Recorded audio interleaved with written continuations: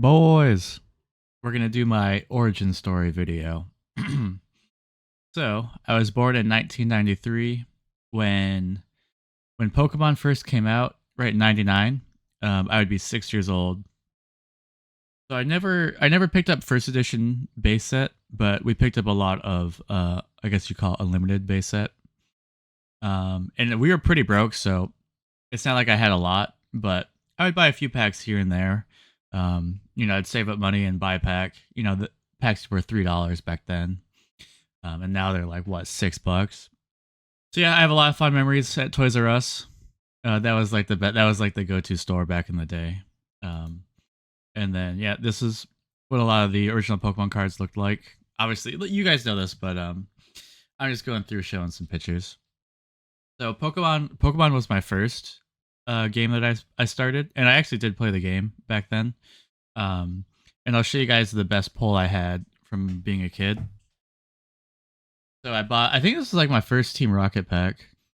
I got a first edition Holo Charizard, and yeah, I crapped my pants. You can search my channel Pokemon, and you see that yellow binder. You can watch that video, and I kind of go over all my Pokemon singles. But yeah, that was my first big hit, and I don't think I bought that many packs because I really didn't have very many holos. So Pokemon was my first. Then I got into Yu-Gi-Oh and DBZ. Yu-Gi-Oh I was never huge on, but we played a little bit, and I had some of the cards. I didn't end up actually keeping any of them. I kind of wish I did, but that's neither here nor there. But I got big into Dragon Ball Z. And the reason I'm bringing this up is because this is now a dead card game. Um, but the story is very similar to MetaZoo, actually. Not like crazy management stories, but DBZ was huge. Like the tournament scene was really big.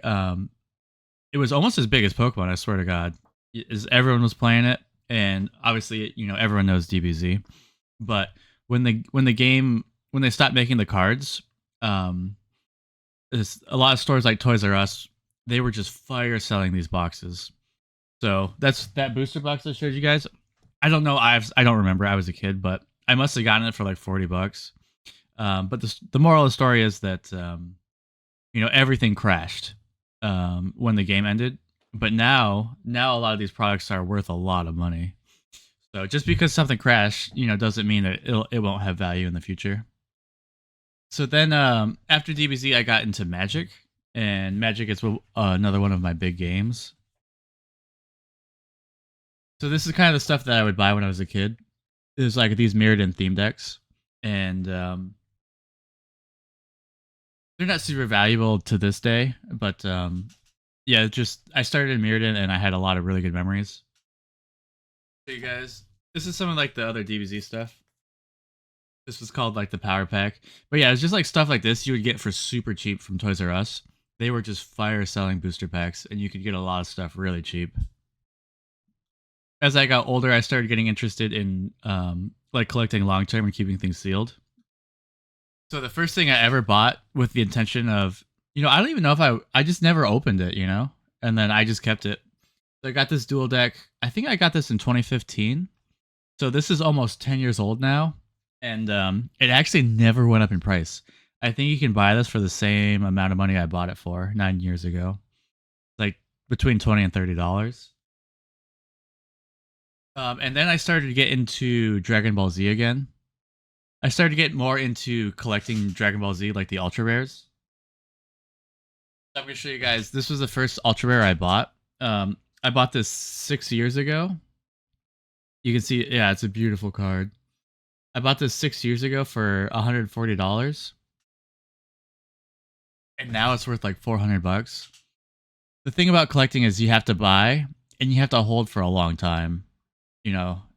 My minimum target is, okay, if I'm buying something, I know I'm going to hold it for at least 5 years. And then I don't sell anything. Rule of thumb is I don't sell it unless I've had it for at least 5 years. So I've showed you guys about everything I wanted to show you, but now that I've said all of that, this kind of leads into MetaZoo. So I was a big fan of Rudy, and not so much anymore. But I'd watch every Rudy video, and I became a patron. And then I would just, anytime a set came out for MetaZoo, I would just buy his bundle, and they were honestly really fun. You would buy the bundle, you'd get like a playmat, you would get a bunch of different theme decks, and different like blister packs, and one or two booster boxes. So that's how I got into MetaZoo. Was just I was basically just a collector, and I just loved buying these bundles and getting these funny little promos. Um, but I never really opened any of the boxes, or I didn't interact much with the community. But I was like a passive. I would watch Nick's streams. It pretty much, I think it was just Nick and Rudy that I watched, and then as you guys know, as MetaZoo, as what happened with MetaZoo happened, I started getting a little bit more interested in actually just ripping packs, because the prices of the box were getting so low, and I was just like, why not just spend $20 and then start ripping things, and you can make a channel and start hanging out with people. So that's what I did, and that's how I got here, and that's kind of how I found out you guys. I think it was because I would always watch Nick's stream, so I started interacting more through like Nick's chat, and I think Cryptid Keeper was the first person who found me, because I said something like, "Hey, I opened something on my channel, blah blah blah," and then Cryptid Keeper just came in and started hanging out. So I Cryptid, he's like my first fan. Yeah, that guy's awesome. Yeah, he has a lot of money. I don't know how he spends so much money on that stuff.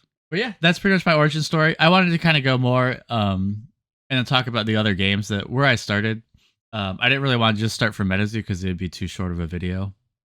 But I kind of want to show you guys some of the things that I've bought and how I've gotten to where I am. I know I don't really show all the stuff I have. I try not to show too much stuff. But I'm a pretty big collector now, but spread across different games.